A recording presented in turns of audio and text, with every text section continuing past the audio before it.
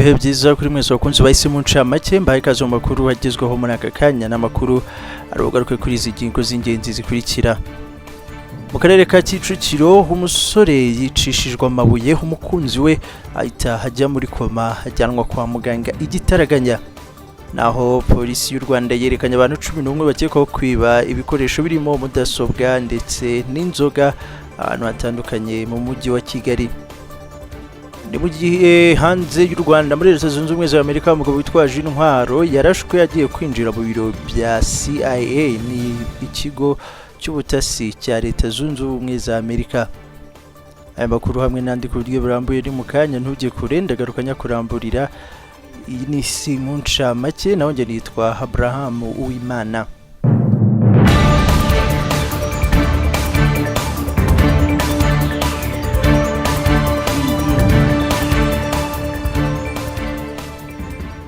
Kazarana n'amakuru agezweho, tugiye guhera mu karere ka Kicukiro mu mujyi wa Kigali.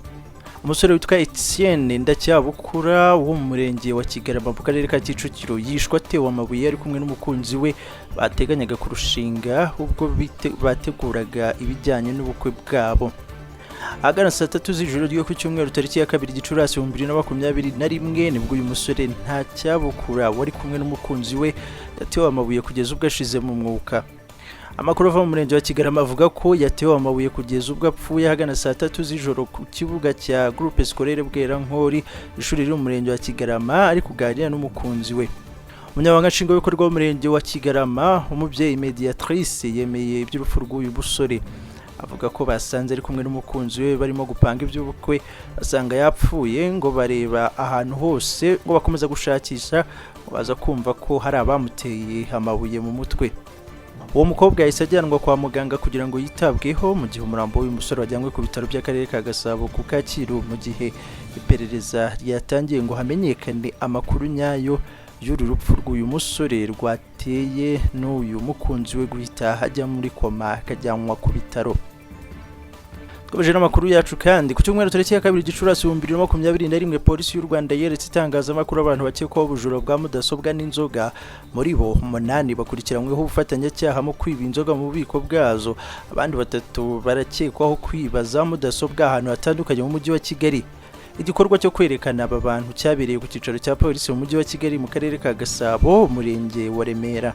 Mu bantu 8 harimo 5 bari bashinzwe umutekano mu kigo cy'igenga gicunga umutekano, abo bakaba ari bo bibaga inzoga zo mu bwoko bwa Bond 7, Uganda Waragi na JNB. Abandi 3 nabaguraga izo nzoga zibwe. Hafashwe amakarito 8 arimo ubwo bwoko bw'inzoga nk'uko bigaragara ku rubuga rwa polisi y'u Rwanda. Cyubahiro Jacques w'imyaka 30 aremera ko we na bagenzi be 4 bagize uruhare mu kwiba inzoga zari mu bubiko bwo mu kigo bari bashinzwe kurinda mu cyanya cyahariwe inganda. Yagize ati, twari dufite umushoferi yazanaga imodoka akayihagarika ku marembo manini y'ikigo, bamwe bakinjira ahabitse inzoga bakaziterura bakazipakira muri ya modoka. Iyo twamaraga kuzipakira twajyaga kuzishakira abakiriya, abandi bagasigara barinze ikigo. Tubari havuga ko ibikorwa byo kwiba izo nzoga bari babimazemo igihe kinini, ariko babanje kujya biba nkeya zo kunywa, nyuma muri Mata uyu mwaka baje kugira igitekerezo cyo kujya biba nyinshi bakazigurisha. Yongeyeho ko atibuka umubare w'inzoga bari bamaze kwiba, ariko yibuka ko bari bamaze kuziba inshuro 3. Akavuga ko ku nshuro ya mbere umukiriya yabahaye amafaranga y'u Rwanda 340, ku nshuro ya kabiri undi abaha 370. Ayo bayagabanaga ari 5 babanje gukuramo igihembo cya shoferi. Cyubahiro yavuze ko we na bagenzi be bicuza ibyo bakoze, akangurira bagenzi be kujya banyurwa n'ibyo bahembwaho kwiba. Iradukunda William nawe haremera ko yari mu bantu baguraga iziya nzoga, avuga ko bari bamaze kuzimuzanira inshuro 2, ariko ngo ntabwo bazibaraga ndetse ngo hari ubwo bazimukopaga. Bazaga bamubwira ko ari z'umukire arimo kuzigurisha mu cyamunara ngo ajye kurangura izindi. Iradukunda avuga ko yari amaze kubishyura inshuro imwe amafaranga y'u Rwanda 370. Akavuga ko muri iki cyumweru ari bwo abashinzwe umutekano bamusanze hatuye mu karere ka Nyarugenge umurenge wa Kimisagara, bamuta muri yombi. Murama Jean Pierre, umuyobozi mukuru wungirije w'ikigo cy'igenga gicunga umutekano cyari cyarahaye akazi Cyubahiro na bagenzi be, avuze ko ibyakozwe n'abakozi babo bitajyanye n'amahame y'ikigo. Avuga ko ibyo bakoze bagomba kubikurikiranwaho ku giti cyabo ubwabo. mu bandi bantu polisi yaretse itangazamakuru harimo bacyekwaho kwiba mudasobwa z'abantu bazikuye mu biro no mu modoka.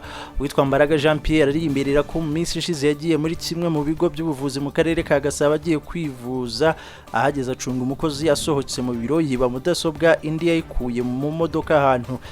Ati najya ahantu kwivuza ndebye mu biro mbona nta muntu urimo, mpita ntwara mudasobwa indi nayikuye mu modoka bayisize abantu ibirahure babikinguye nshishamo akaboko ndayitwara.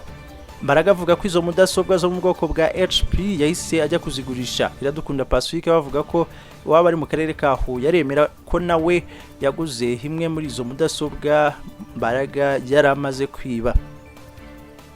Umuvugizi wa polisi y'u Rwanda CP John Bosco Kabera yavuze ko bari abantu bacyekwaho ubufatanyacyaha mu bujura kuko harimo abibaga n'abaguraga ibyibwe. Yasabye abayobozi b'ibigo byigenga bishinzwe umutekano kujya bagenzura umunsi kundi abakozi babo.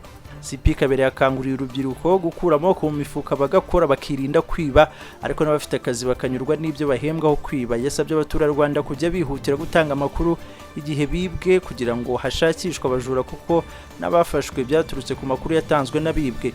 Itegeko nomero 38/2018 ryo kuwa 30 z'ukwa 8/2018 ingingo 166 ivuga ko umuntu wese uhamijwe n'urukiko icyaha cyo kwiba anishwe igifungo kitari munsi y'umwaka umwe ariko kitarenze imyaka 2 ni azabu y'amafaranga y'u Rwanda atari munsi ya miliyoni 1 ariko atarengeje miliyoni 2 z'amafaranga y'u Rwanda, imirimo rusange mu gihe cy'amezi 6 cyangwa kimwe gusa muri ibyo bihano. Ingingo 167 y'iri tegeko ivuga ko ibihano ku cyaha cyo kwiba byikuba kabiri iyo uwibye yakoresheje guca icyuho, kurira cyangwa yarakoresheje igikoresho icyo ari cyo cyose gifungura aho utemerewe kwinjira. Kwiba byakozwe mu nzu ituwemo cyangwa isanzwe ibamo abantu cyangwa se ahandi.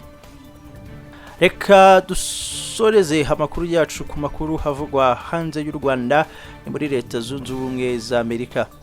Ibiro bishinzwe ubugenzacyaha bya Leta Zunze Ubumwe za Amerika FBI byatangaje ko inzego z'umutekano zarashe umugabo wari witwaje intwaro ushaka kwinjira hari inyubako irimo icyicaro gikuru cy'ibiro bishinzwe ubutasi muri iki gihugu CIA iherereye ahitwa McLean muri Leta ya Virginia. Uyu mugabo utaramenyekanye yarashwe ku mugoroba wo kuwa mbere tariki ya 3 Gicurasi 2021 ubwo yamaraga amasaha menshi ku marembo ya CIA ashaka kwinjira. Mbere y'uko araswa yabanje kuganira n'ushinzwe umutekano wari ku marembo amusaba kugenda ku neza undi aranga bimuviramo kuraswa. Gusa ntiyapfuye ahubwo yarakomeretse ahita yerekezwa kwa muganga kwitabwaho. Umuvugizi wa CIA yatangaje ko ibyo uyu mugabo washakaga kwinjira mu nyubako ya CIA byamenyekanye hakiri kare ndetse ko iyi nyubako irinzwe bikomeye ku buryo nta cyafa kwihungabanya. Ati inyubako yacu yakomeje gucungirwa umutekano ndetse abashinzwe umutekano bo ku marembo bo bonyine iki kibazo cyagarukiyeho.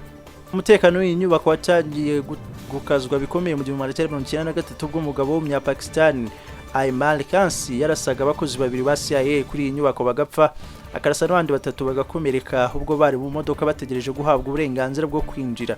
Icyo gihe umugabo yaracitse asubira iwabo muri Pakistan nyuma y'imyaka 4 arafatwa yoherezwa muri Amerika aho yakatiwe igihano cy'urupfu yicwa mu 2002.